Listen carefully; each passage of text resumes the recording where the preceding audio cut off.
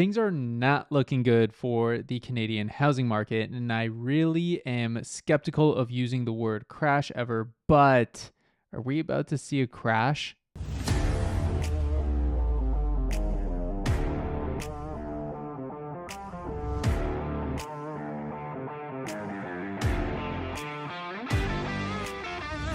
Hi, my name is Adam Nadler. I'm the owner of Vision Real Estate. Thanks so much for tuning in again to the channel. If you haven't yet, please hit that subscribe button below and hit the like button so this content can be pushed out to more people like yourself. All right, so I want to jump right into what's going on in the market and how we can make sense of all of these numbers because headlines are all over the place. Is the market going to crash? Are we just putting the stove on with a pressure cooker for the housing market because we have way too many people and not enough housing?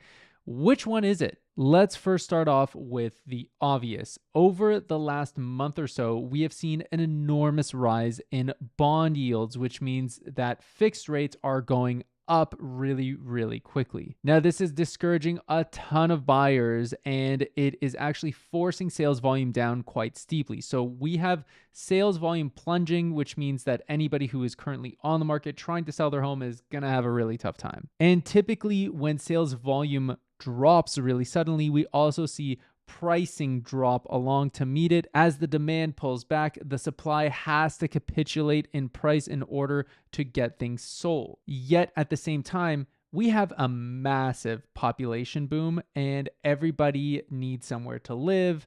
And we simply just don't have any place for them to live. So what this is doing is forcing prices up very steeply in the rental market. As more and more people gravitate away from buying and more to renting, we have demand expanding along the side of the renters pool of people. The cost of a one-bedroom apartment in Toronto is up 11.6% year over year. So typically as interest rates go up, usually rental prices increase while the actual sale prices start to decrease.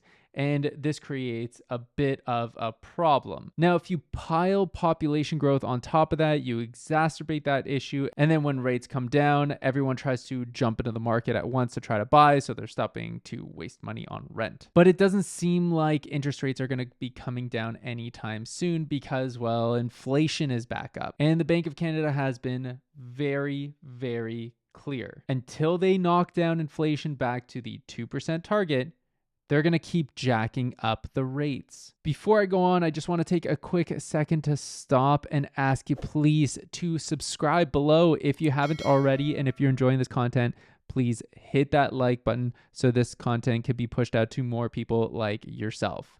Moving on. Now, typically when big economic turmoil starts to happen in Canada, or at least the threat of economic turmoil in a big way happens in Canada, we love to bring in immigrants through economic programs, bringing wealth into the country without having to print more dollars. Normally, this works really well, and in fact, for the last year, it has worked really well. But even with another record year of immigration that we just had, which makes 2 years of record growth in a row, economists are starting to think that, well, maybe this party trick won't work anymore if you keep pushing it too far. And this is something that I've been talking about for a long time on the YouTube channel, is that the population growth has really been helping to curb a bit of economic turmoil that we would have otherwise seen, or market crash that we should have seen. And the Financial Post just put out a great article a couple of days ago that I thought was really well done, that basically talks about why this may not be the case if we keep going at this rate. Immigration is the only reason why the economy may avoid recession, writes Stephen Brown, Deputy Chief North America Economist for Capital Economics. But even this latest acceleration might not be enough. GDP numbers out Friday showed momentum remains weak after the economy contracted in the second quarter. July's reading was flat, and August's growth was estimated at 0.1%. While recent employment gains mean it would be a stretch to call this a recession just yet, it will begin to feel like one if employment falls next quarter as we expect, said Brown. So when we bring in tons of people into the economy, it increases our total GDP by increasing demand in the economy, but also supply of workers. However, this also means that we start to put pressure onto the job market. If we have too many people and not enough jobs, we start to get into pretty dicey territory. So the way that we can kind of look at this is in two parts. We can kind of look at the lack of demand in the housing sector as a byproduct of the unaffordability due to high interest rates. So let's consider that as a factor that weakens demand within the housing market. But then when you simultaneously bring in a lot more people into the economy at the same time, which we have done, that increases demand. So we have these two push and pull factors kind of railing their heads against each other, and it's creating a bit more of a stagnant marketplace where we haven't seen price fluctuations in the way that you would expect given the veracity of the interest rate hikes that we've just seen over the last year. Had we not taken in this many people this quickly, we for sure would have seen a really big problem in the housing market and potentially a massive crash. And because the economy is looking to find the path of least resistance, it's flowing to the rental market where there is very little friction in terms of barrier to entry to get in to something rather than purchasing, making a huge investment, not really qualifying anymore anyways for the price points that things are at. And this is what's dropping sales volume and moving everything over to high rental volume. And this really shouldn't come as a surprise. Because of the interest rate hikes being so aggressive, we've seen monthly mortgage payments increase at a rate that we haven't seen since the 90s, which also means insolvencies are starting to creep up as well. And renting isn't necessarily a bad thing. It works for a lot of people. And in fact, buying a home shouldn't be considered something that everybody should be doing. There are people who should rent, and that is always going to be the case. Canadians' obsession with home ownership is also part of that problem a little bit too. Is it a great investment? Should you try to own a home if you can?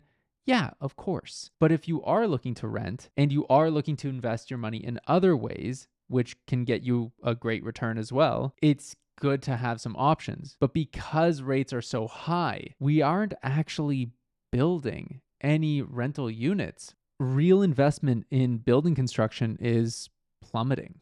So as you can see, we have a ton of supply and demand factors that are kind of inconsistent with one another, which is creating a very stagnant marketplace. And it really showed in September's stats that just came out. For the resale market, just as we had discussed, sales volume was absolutely plummeting. Total transactions were down year over year by 7.1%, which is highly unusual for September. But because the bond yields and fixed rates just all jumped at the same time, it really pushed a lot of people out of the market.